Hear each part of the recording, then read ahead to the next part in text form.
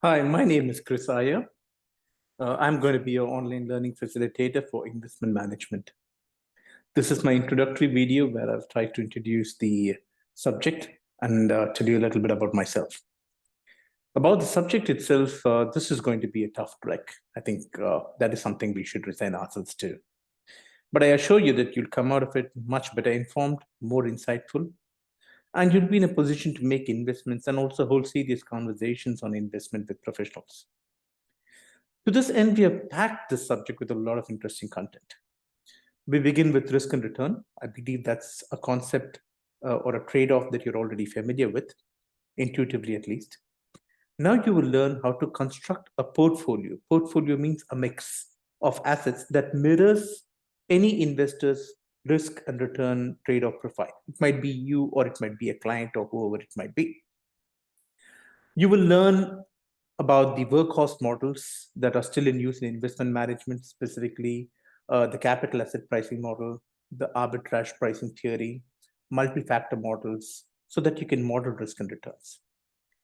Towards the end of the course, we'll also expand our models to include international markets, focusing among other things on international diversification and possible exchange rate impacts. You will learn about derivative markets. You might have briefly heard about them: future markets, forward markets, options, etc. You learn about them. And you will also get a flavor for two major investment approaches, namely fundamental analysis and technical analysis. Now, about me. I'm an economist with a PhD in financial economics, which is why I'm kind of in this area of economics and finance, the marriage of these areas. I'm also a chartered accountant. I've taught investment management, corporate finance, international finance, economics, related subjects for many years now. But I actually started my career when I was in my early 20s in an investment firm. And I made losses pretty much most of the days. Now, I refused to accept my deficiencies. And I said, no, I've got to do something about it. And I furthered my education. Now, you know what? It's not going to end the way you think it's going to end. After finishing a PhD, all that I realized was I still can't consistently make correct investment decisions.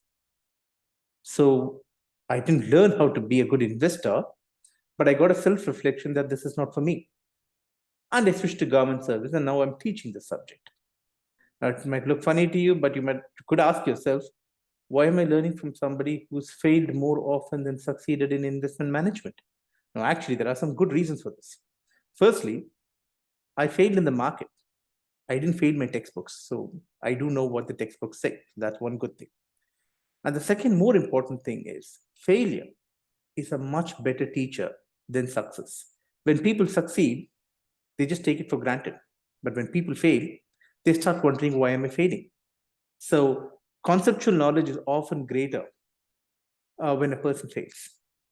So I do hope that we'll find time to discuss some of the hilarious mistakes I have made or somebody I know has made in the investment world, and some successful investment decisions that people have made over the years. Now, if we have some time over the next few weeks, we'll definitely discuss that.